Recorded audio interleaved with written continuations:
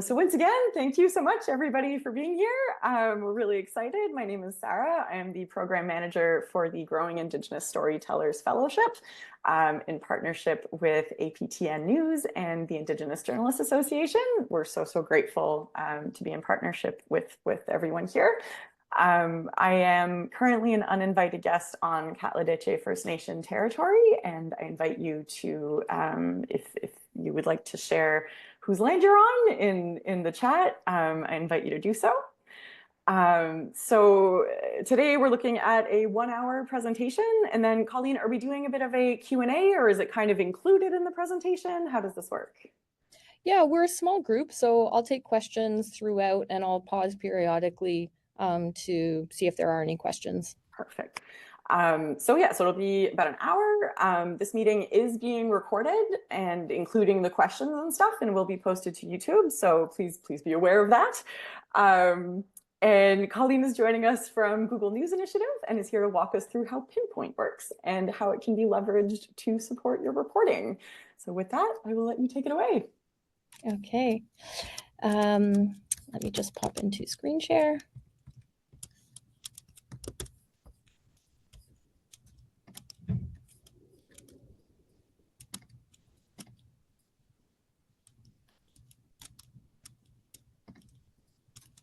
Okay, can everyone see my screen? I can. I assume that means everyone else can too. Okay, great. So Pinpoint is a tool, a research tool launched in 2020, designed to help journalists analyze large collections of documents. That link you see there on the screen, goo.gle/GNI Pinpoint, is where you can access Pinpoint. You need a Google account to get access, and you need to fill in a short Google form to request an account. Because this is a tool marketed specifically to journalists and researchers, they ask that you will request access. Usually it takes less than 24 hours to get access. And I can, I'll give you just a second to note that address there, and I can drop it in the chat as well before the end of the session. So it's an AI tool. It's a source-grounded AI tool, which means that it's based on the sources that you put in there.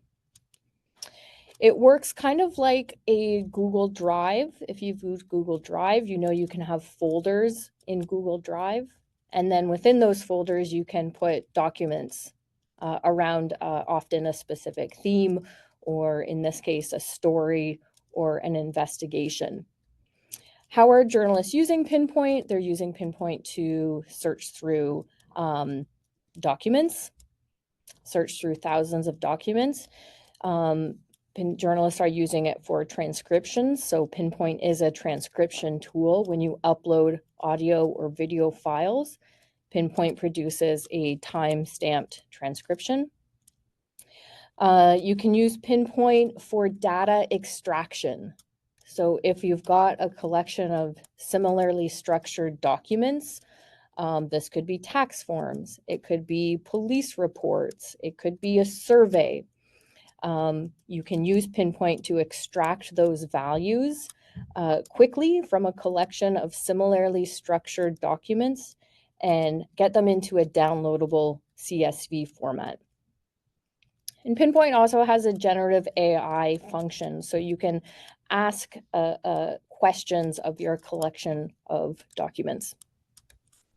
And as I mentioned, it's source grounded. So when you interact with the Gen AI chat function in Pinpoint, it bases its responses only on the documents that you put in there. So the search function, Pinpoint, within your Pinpoint account, you have access to 100 gigabytes of storage, which is quite a lot. That's separate from your Google Drive. So within your Pinpoint collection, you can upload files directly from your computer or your Google Drive.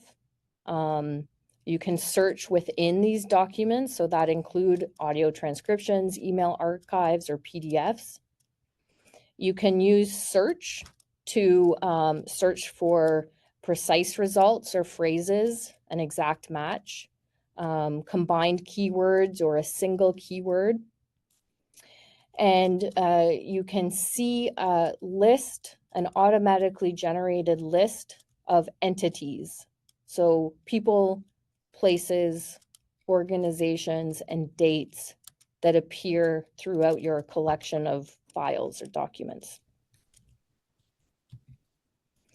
Pinpoint supports a number of file types.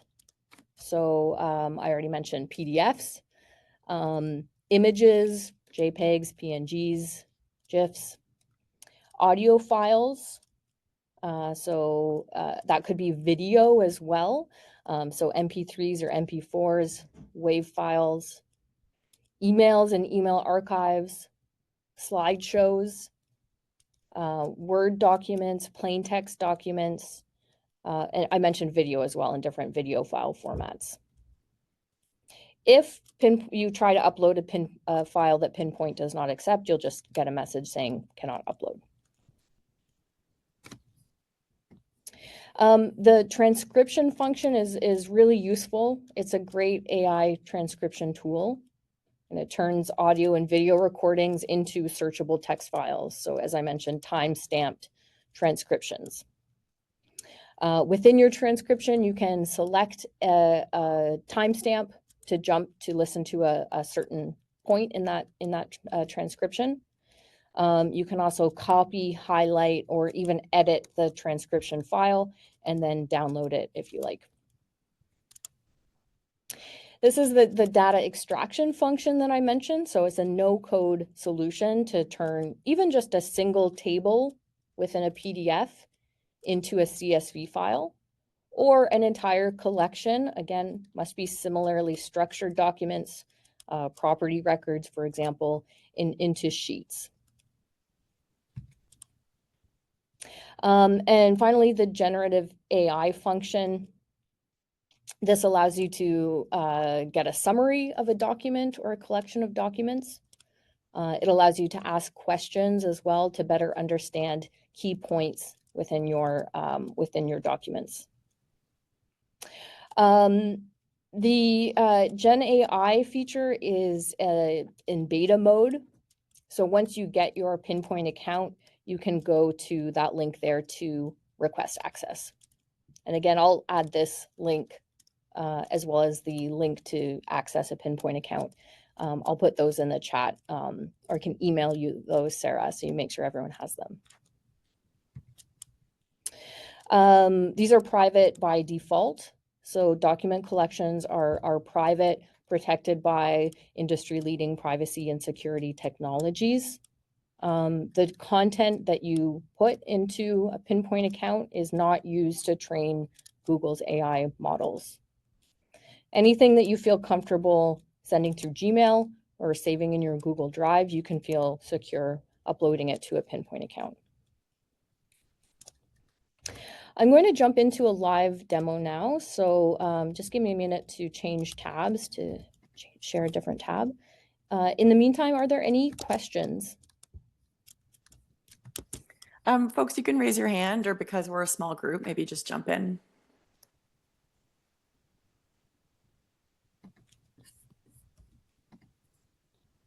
None so far.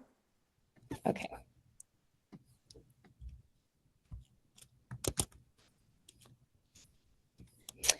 All right. Maybe I'll ask a question too off the top of your head. Does anyone have any ideas about what they might use Pinpoint for, and maybe any stories you've worked on, or and stories you might be working on where this could come in handy?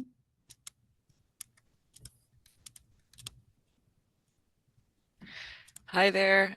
I am.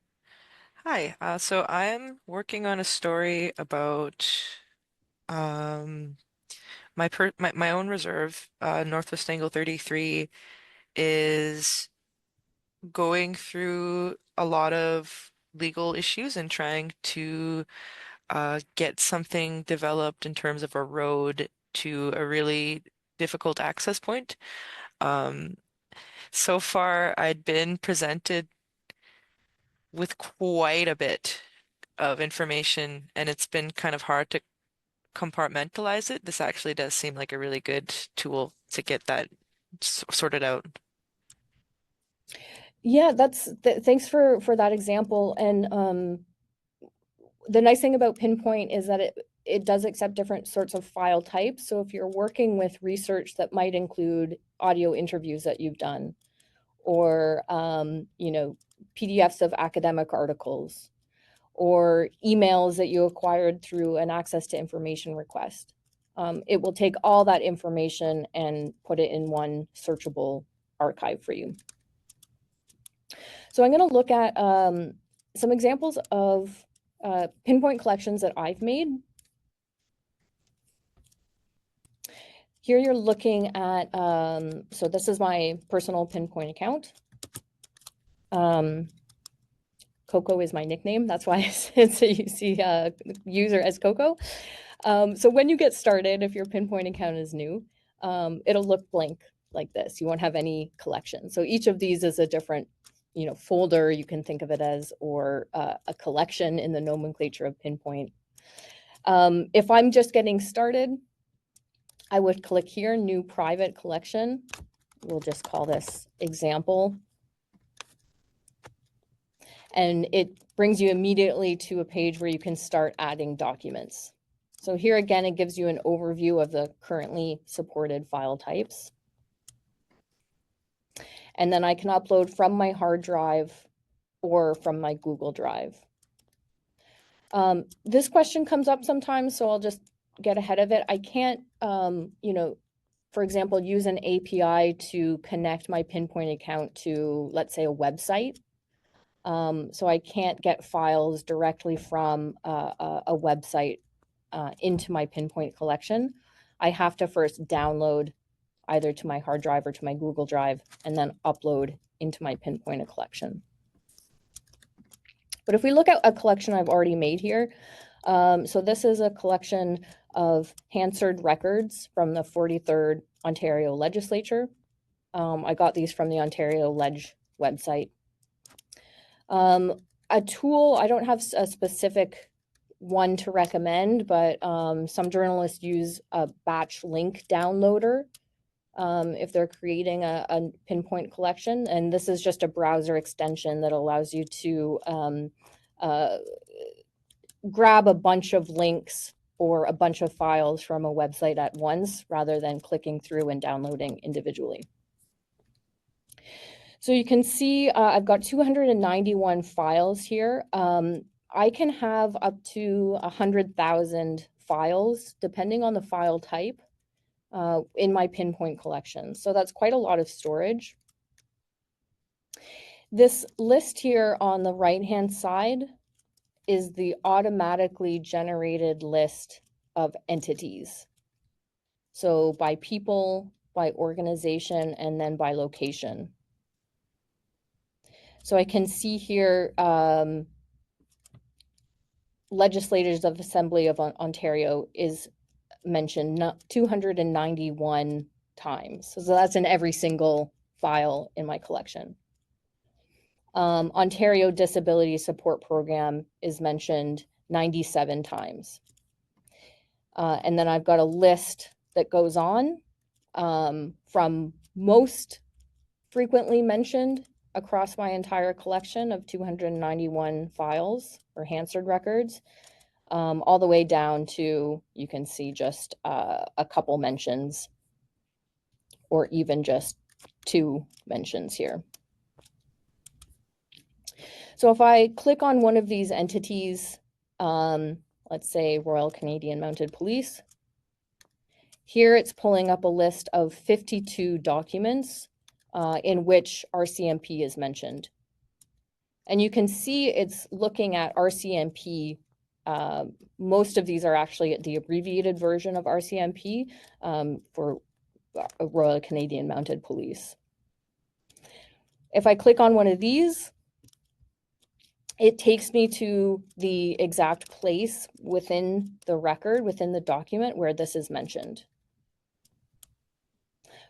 In this example, it's only mentioned one time, but if I had a document where RCMP was mentioned more than once, I could click through and see each of the mentions and it would list how many times it's mentioned in the particular document, as well as, you know, across the entire collection. I could combine entities, so I could say, okay, show me documents where RCMP appears along with Metrolink, let's say. And here I've got a smaller number of documents that mention each of these entities. This won't necessarily tell me if these entities are closely related. So if they're in the same paragraph or if they're in the same sentence, it will just show me where they appear in the same document. And if I click through, I can see, okay, 7 of 8 mentions of one of these, RCMP, Metrolinks, Metrolinks, Metrolinks, Metrolinks, and then the rest of these are Metrolinks. Oh, there's RCMP is the 7th of 8th. I can also, so I'm going to close those entities up here. I'm just clicking them to get back to my entire collection again. I can also search for keywords or an exact phrase. So does anyone have a keyword to suggest? You want to see if it appears in this collection?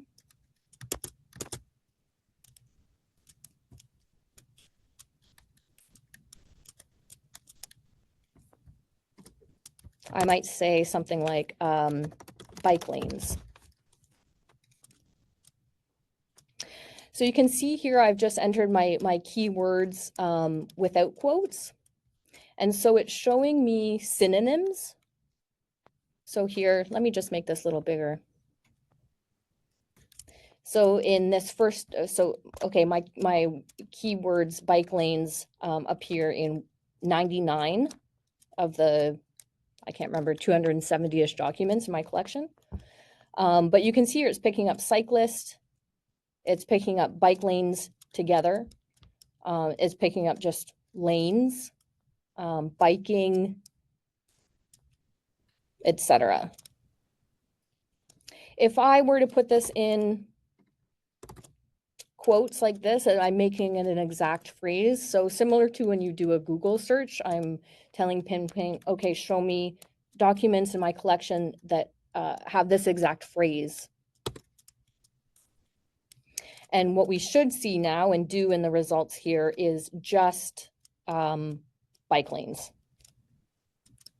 So just those 2 words, those letters in that exact same order. From here, I can start to filter or organize my collection a little more. So maybe I'm writing a story on bike lanes, cycling infrastructure. I want to create a separate folder within this collection that contain only the documents that have this phrase. So I can click here under label document. And you can see I've already made a few labels. So conflict of interest, and another training where I use this example, we searched for documents that contained the exact phrase conflict of interest. ODSP, so Ontario Disability Support Program. These are all personalized. So Pinpoint doesn't suggest any labels for you. You create these labels yourself. And if I click create new, bike lanes, I can give it a specific color if I want, create. And you can see my label appears here above my entity list. If I want to, so you can see here, 1 of 30 documents that mention bike lanes, I can select all of those 1 of 30 and then label them all at the same time. And now when I click on my label, I can see each of those documents that contain my exact phrase are labeled under bike lane. And if I navigate it out of that, Let's go back to look at the whole collection. And right here above my entity list, indicated by the 3 lines, you can see bike lanes. Any questions so far?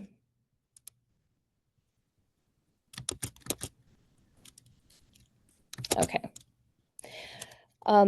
You can see here I've got this little star above the filter collection or the entity list option. This is the Gemini-powered AI assistant that allows you to summarize your collection of documents or even ask questions. So I can summarize.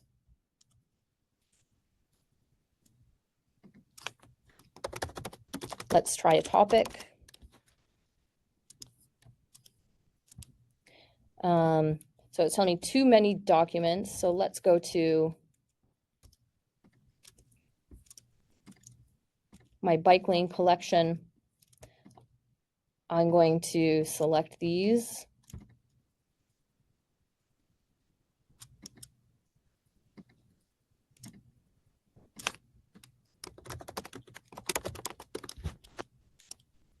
Oops. And let's just select one.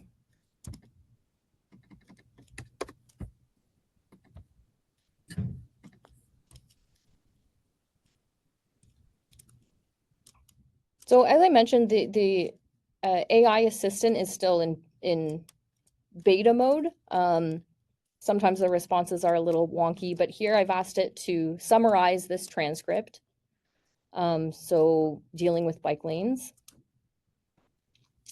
And it's given me, it's given me a summary of the entire transcript.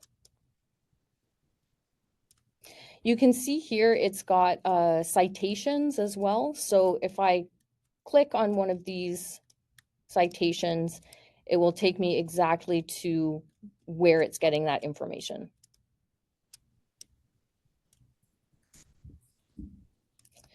I'm going to show you another collection to demonstrate the transcription function.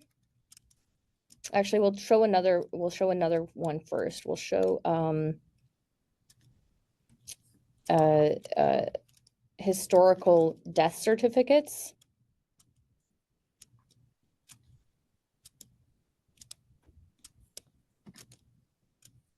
So this is a collection of handwritten, in some cases, or typed historical death certificates. Pinpoint uses OCR, optical character recognition, to read documents. So this could be a scanned photograph with writing in the photograph. It could be handwritten text. If I click on one of these names, one of these people mentioned, you can see it's correctly identifying this typewritten text. So if you've got any stories or research you're doing on with historical documents, it can be useful for reading, sometimes hard to read handwritten text. I can search again for keywords. So I'm going to search for the word accidental. And if we click on one of these, you can see it's picking up the word accidental in this description of the cause of death.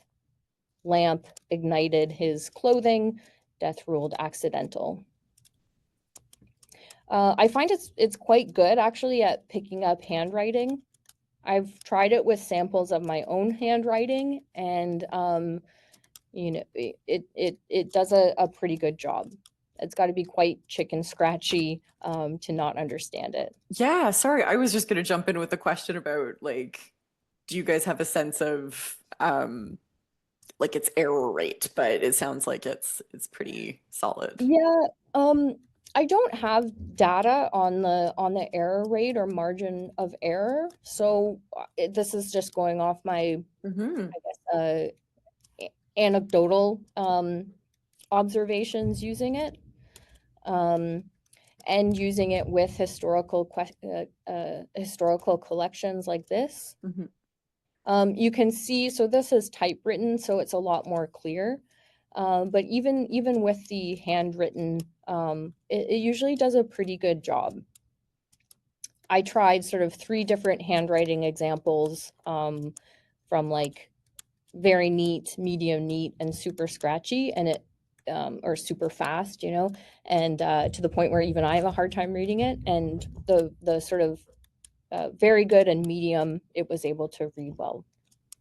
I'll see if we can find another another handwritten example here. So that's typed as well.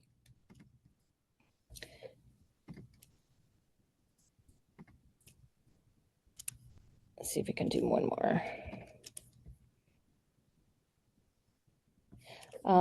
But yeah, the handwriting is interesting, and I know journalists have used it for like census, very old historical census data with success. I'm just going to pop out of screen share while I to show you the transcription function, so I can give you some audio.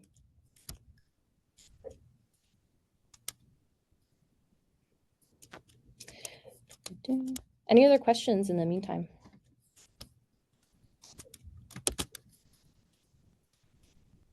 Okay, I see a note. Okay.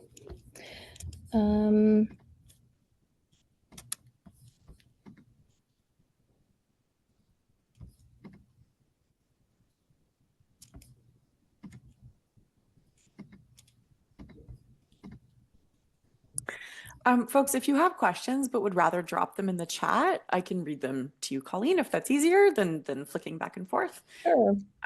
If that's preferable.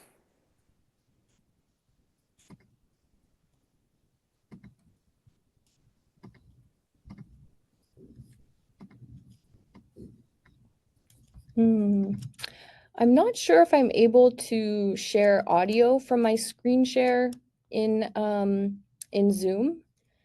Sorry, I was talking and I was on mute. Sorry, I tried to make you the co-host before, but by accident made it Cheryl. So you should be the co-host now, Okay. which should give you some more permissions, I think.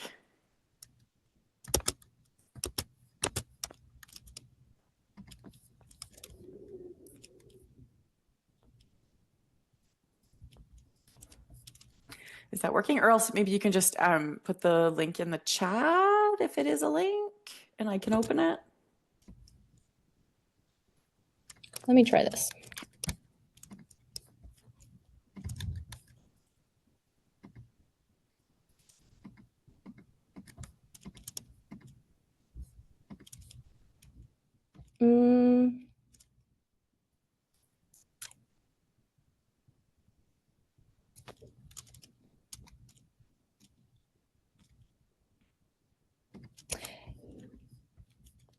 Okay, we'll try this.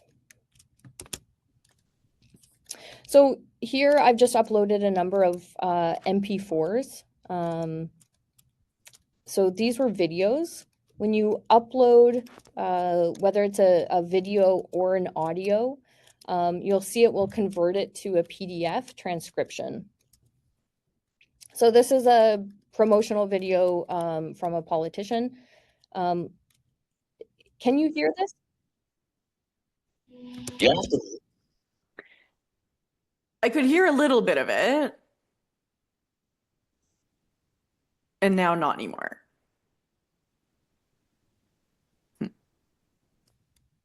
Okay, so I'm fortunately I don't think in Zoom I'm able to share the audio, but you can see that I can hit play on the bottom. I can go to any point in the transcription. I can edit my transcript here if I see a mistake in the edit. So I can see here this actually should be Calgary Sun, just a different pronunciation.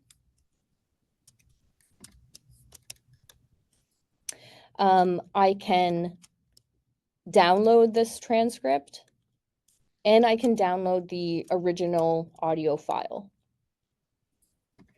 Again, I don't have data on the margin of error rate, but in my own experience and from what other journalists have told me, the transcription quality is very, very good. You can see, also I'll show you a multilingual transcription. So this is a YouTube video, a Facebook video of just a kids program, but it's in French and English. So the transcription has worked on this audio that's multilingual, switching back and forth between French and English. This is, again, I've looked at this example a few times. I wasn't able to detect any errors in this. The transcription and language detection has gotten really, really good in Pinpoint. It used to be that if we look up here under settings, so let's say I wanted to upload a collection in French or Spanish or another language. Before I created my collection and start uploading documents, I would change my entity display language and my audio language to the language of my collection of files. That's still necessary if you want to get the best results with the entity display language, so how it reads a collection of documents. For audio files spoken, it used to be necessary that if I had a audio file that I wanted in French that I wanted transcribed, I would have to change that before uploading the file, change my settings. Now the language detection is so good that that's not really necessary. Even if my settings are in English and I uploaded a interview in French, it would be able to detect that and transcribe accurately. Plus, as I mentioned and showed in this example, it can transcribe even when the speaker or speakers are switching back and forth between French and English or two different languages. One drawback of the transcription function is that it doesn't differentiate between speakers.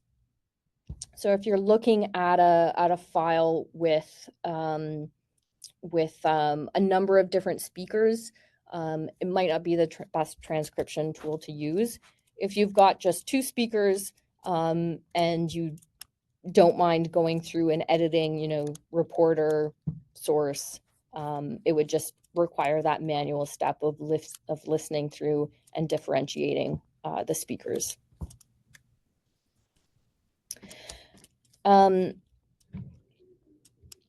The data, any questions about that? Any questions about the transcription feature? You mentioned before that with audio files, you had to kind of input the entity language. I'm just clarifying that's no longer, I guess, it's no longer needed for audio or visual documents. Like it'll automatically detect it, and then you could just kind of input what language you want it to be put in. I found that with the entity display, so its ability to accurately pick up the people, names, organizations within a collection, it's better results when I change those settings before uploading a collection. With the transcription, with the audio or video transcription function, it doesn't matter. It will detect the language automatically. Awesome. Also, I don't know if anyone's been using Pinpoint. This might be moot if you're not, but as new features are added, they're not applied retroactively to collections you've already made. So if you're starting fresh, you'll get all of the most updated features, functions available in Pinpoint. If you happen to have used Pinpoint, I guess this goes to people who might watch the recording as well. and you're just like, hey, I don't see the edit function in the transcription, or you know, I don't see it picking up 2 languages in this transcription, you may need to re-upload those files or that collection in order to have the new features apply. Let's take a look at the data extraction feature.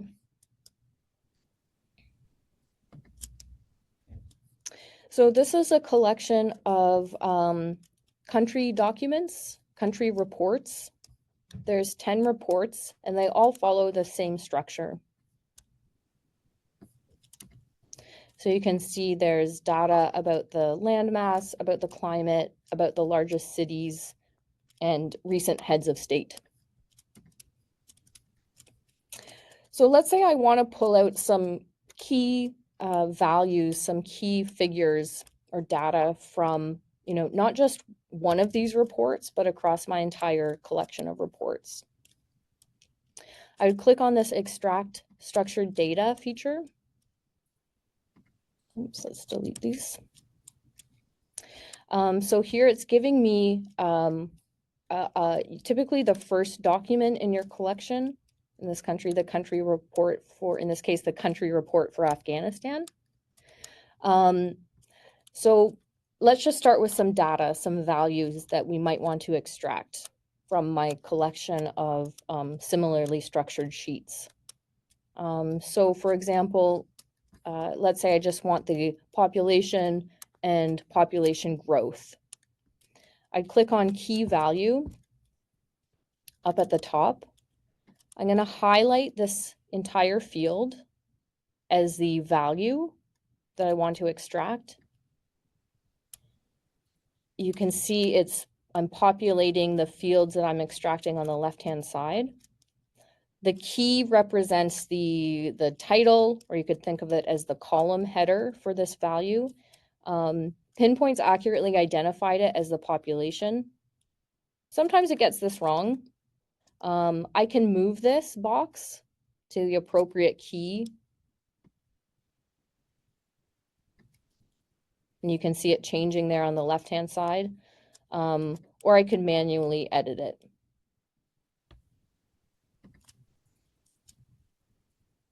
So what did I say I wanted? Population and population growth. Even though this figure takes up very little space, I'm going to grab more of the field so that if I have a big number in one of my other reports, it will pick it up. And let's say religion as well. So these are the 3 values that I want to extract. And if I pull up this preview panel at the bottom, you can see it's grabbed those same 3 values from the rest of my documents in this collection. Once I'm happy with that, I can click extract. I get a downloadable CSV file. If I go to a new spreadsheet, we can take a look at what that looks like.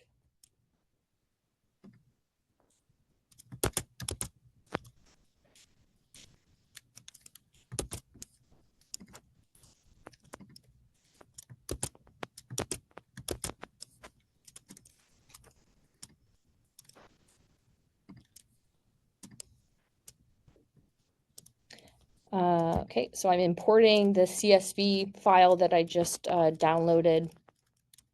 And you can see here now I've got my values in a table with a link to the validation link that shows me the document from which it grabbed that value. So in this case, from the France country report.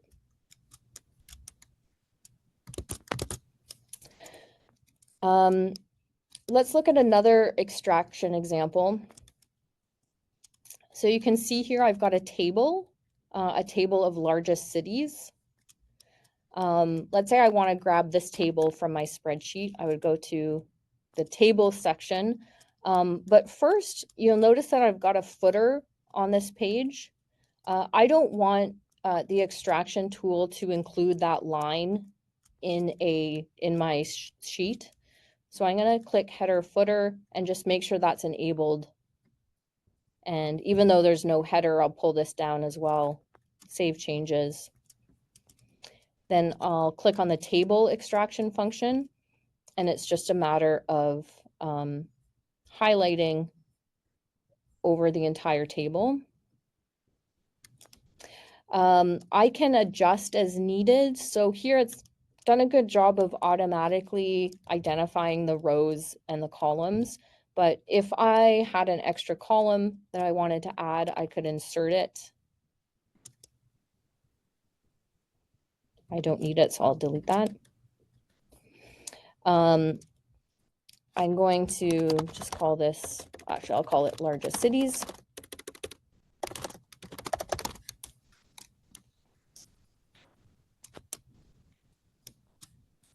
And if we pull up our preview panel again, you can see, so those were the original values we extracted, the population, population growth, religion. Beside that, I've got a tab that says largest cities. And again, this is not showing me the entire table, but it has grabbed that same table from the rest of the documents in my collection. And then we also have this repeated sections function, which works for a structure like this, where I've got sort of a mini table for each of the heads of state. So I can click on repeated section, highlight the first section, highlight the second section. We'll call this heads of state. And then from here, grab the values that I want within. So in this case, I'm just going to go with the name of the head of state, their party, and the duration of their tenure. Again, I'll pull up my preview, and under heads of state, you can see it's grabbed those three values from every head of state entry in every country document. And again, once I'm happy with that, I click extract. I'll download that.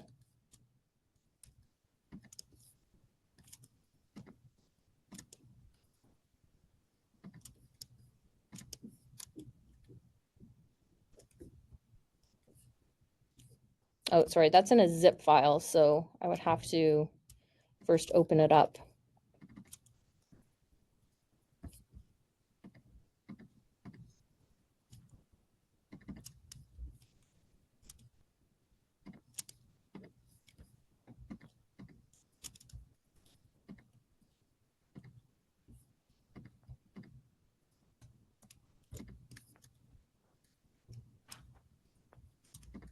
And I'm going to just replace the current sheet over top. So now you can see the heads of state values that I extracted. And if we want to go and validate one of these,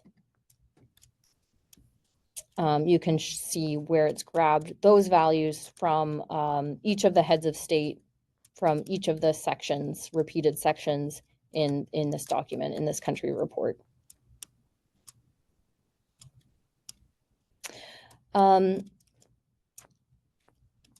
I'll pause there and see if there are any questions.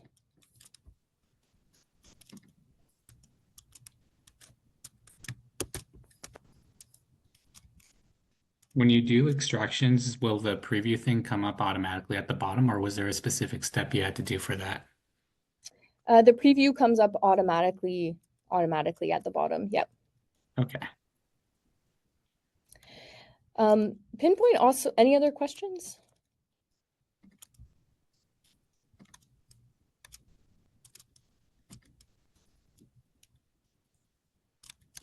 Okay. Pinpoint also has, so any workspace you create is private. If I go into one of my examples, we can look at the legislature example that we looked at. I can share this with other Pinpoint users. So you can, co-work on a folder together, on a collection together. and you can designate people as, just readers or as editors, the same as you can with a Google folder or Google Doc. I can also publish a collection. So if you're working on a story or an investigation and you want to make readers, you want to make it available to readers to see the documents or the background research that led to a story, you can also publish here. And you see there's 4 steps here that you have to go through. So you could put this as your news organization. You can fill it of reformed you can publish it automatically as an individual users. If you want to publish on behalf of a news organization, you can make a request to the Pinpoint team and they'll get back to you with that.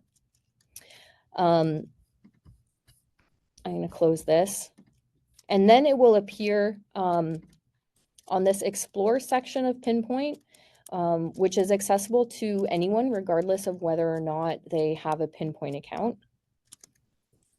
And so here you can get a look at the types of collections that news organizations have made public. So this one here is from the New York Times. So you can see here they've made a news org account that's verified. It looks essentially the same view as like you would see as a user. And in fact, I can drop this link in the chat so you can take a look as well.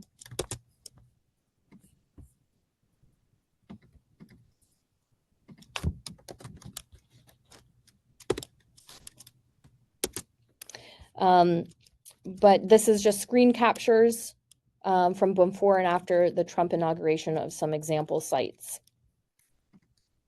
And these were part of,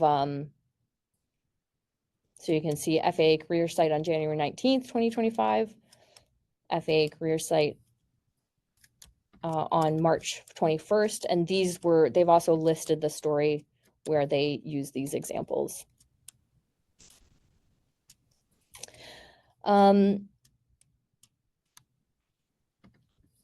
So yeah, you can go ahead, even without a Pinpoint account, you can go ahead and see where news organizations have used Pinpoint. One of the questions in the chat, or the question in the chat that we have is, can you, so we just saw a few examples, but are there any that kind of stand out for you in terms of stories or big investigations or anything that were done with using Pinpoint? Yeah, so I will drop a link in the chat to some Pinpoint case studies. A couple that come to mind are, and I can just describe them for you. So there's a journalist in Poland who worked for Poland's largest, I don't know about the largest, but you work for a major Polish news organization. He received a tip that a recently hired manager of the national football team had ties to a businessman who'd been convicted 15 years earlier of fixing football games. So there had been a court case. This person had been convicted. The journalist wanted to see if he could prove connections to the recently hired new manager of the football team 15 years later. He got access to court documents. So he was able to see these documents in a courthouse reading room. There were 65,000 files, court documents, cell phone records, SMS messages that had been presented at the trial. But he couldn't take these documents out of the courthouse reading room. So he went in there, took photos on his cell phone, uploaded those images to a Pinpoint account, and was able to search for a specific phone number and a specific name to prove that these two people had been connected. So you can find that one on the case studies page. Another interesting case was from the Boston Globe. This was, they were an early adopter of Pinpoint. They received a big document dump of files related to police investigations, police purchase records, and we're able to quickly search through those to find a list of military grade weapons that had been purchased by the police. They only had like a day or two before, to look at these records and publish a story in time for a big city council vote on a police budget.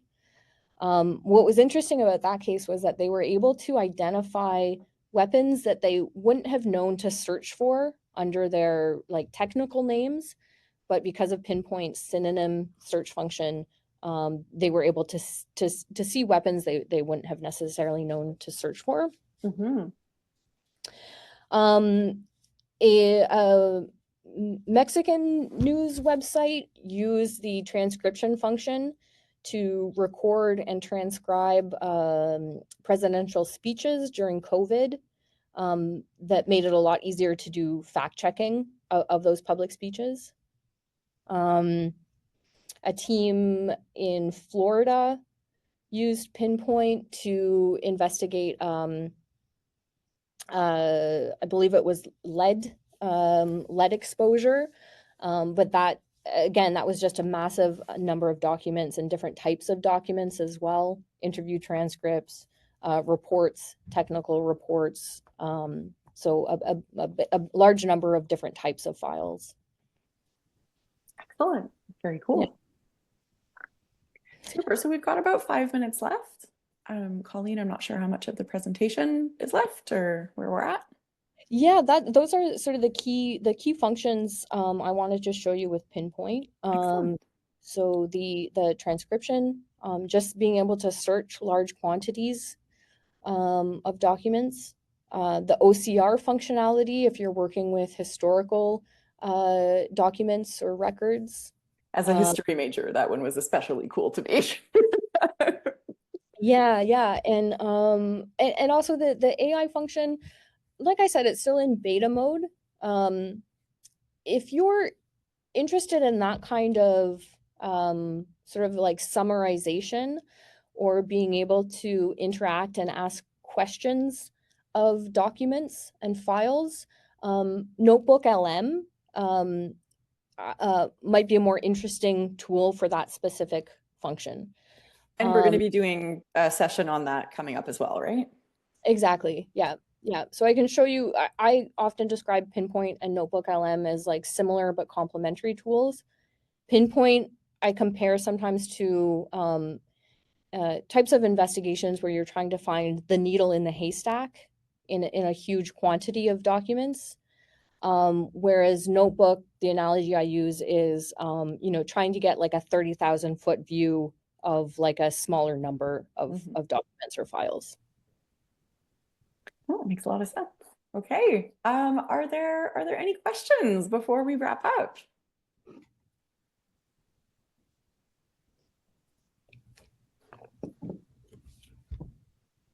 All right. I will say too, let me just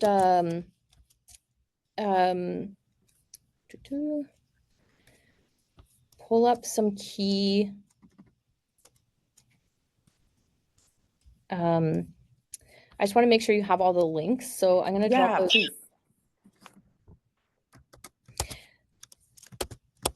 Especially the like how to sign up for it one would be perfect. So that first one, how to sign up. Excellent. I'll also give you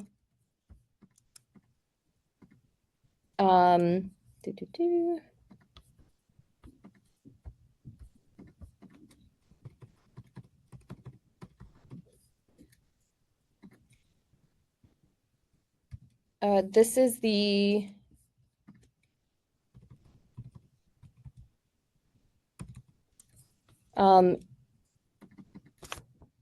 link if you want to access once you get your Pinpoint account, if you want to access the AI functionality, the AI assistant. This is the email for the Pinpoint product support team. The Pinpoint product team is amazing. A lot of the upgrades, changes they've made to this tool over the years have come specifically from journalist requests. And they're also very interested to hear about more case studies that they might highlight. So if you find yourself, doing a bigger project with Pinpoint, and it might be interesting to highlight as a case study, get in touch.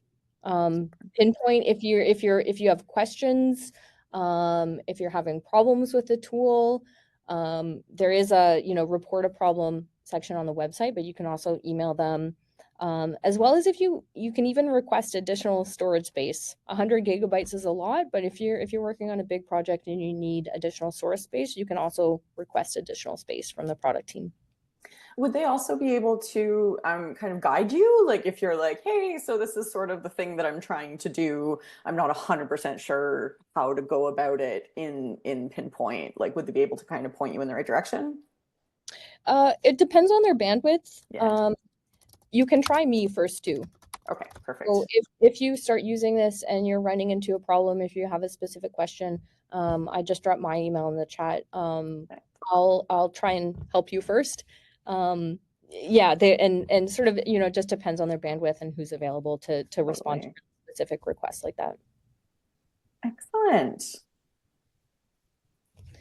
And I'll also leave you with this. This is a little feedback form. If you can provide some feedback, that'd be excellent. We'd love to hear from you. Perfect. Okay, I will keep that on file as well. Perfect. Similarly for JHR, if you have any feedback on this or any of our other sessions, please email canadian.programs@jhr.ca. I just dropped it in the chat as well. I will say thank you so much to Colleen for being here. I certainly learned a lot. This is not like I am old enough and have been out of the business for long enough that like this was not part of my journalism reality.